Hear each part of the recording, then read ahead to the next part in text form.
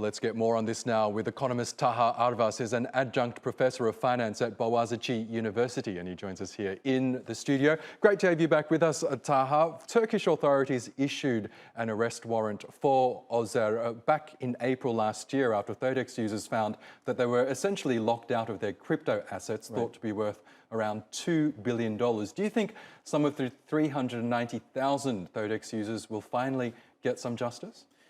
I hope so. The short answer is this space, the crypto space, is ripe for fraud.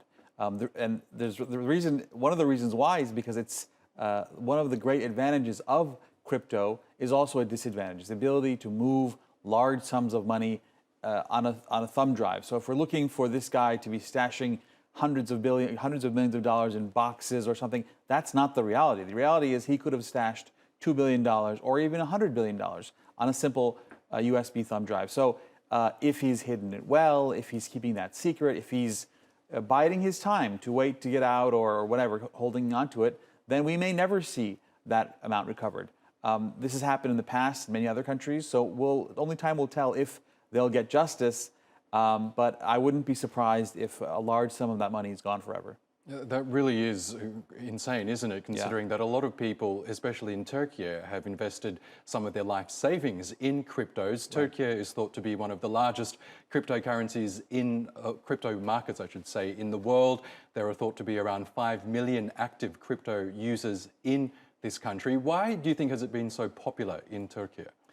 Well, another advantage of this cryptocurrency phenomenon is very low transaction costs. So the ability to transfer your currencies, to switch between, Turkish people travel a lot. Turkey's in the middle of this neighborhood between Europe and other countries. So it's, that helps the ability to change currencies. Also repatriation of funds, sending money back home for foreign Turks who live overseas, etc., has been made very much easier with cryptocurrencies. So this has made it very popular. And the population is very young, and so young people in general, younger than you and I, are very much interested in this, so it's caught on.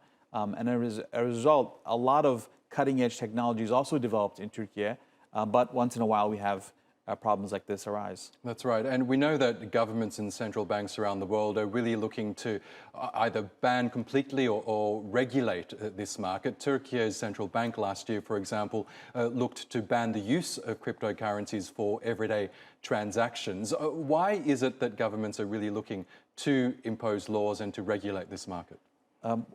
As the vice chairman of the body that regulated cryptocurrencies last year in Turkey, I can give you some information about my own personal feelings about this.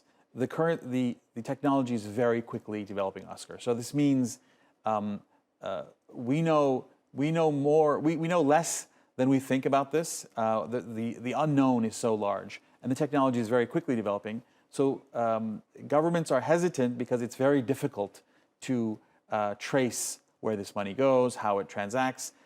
It's easy to make sure a bank isn't keeping its money in unsafe places, but it's almost impossible to know where companies like this keep their so-called hard wallets, the cold wallets, where they keep these cyber monies. So that's why it's difficult, and it'll take time for governments to catch up with this new technology. We also know that cryptos are known for their extreme volatility. Even Bitcoin, considered one of the more stable and certainly the benchmark crypto coins, has seen its value fluctuate in a matter of months. I mean, does volatility, is that something that investors should be worried about as well? Sure. I mean, if something is considered a currency, one of the attributes is a store of value. So that means if you buy $1 US or 1 gram of gold or other things that are considered so-called hard currencies, you expect them to stay at their value. But if you buy 1 Bitcoin and it goes from $60,000 to $20,000 in a matter of months, suddenly you've wiped out 70% of your life savings or whatever. And so that will keep it from becoming a store of value and a currency used. Once the volatility decreases, then I believe in the future cryptocurrencies, not necessarily Bitcoin, but any one of these currencies could become a store of value, but I think we're a ways away from there yet. Okay, Taha Arvas, we'll have to leave it there, but great to get your analysis as always. Thank you. Thank you.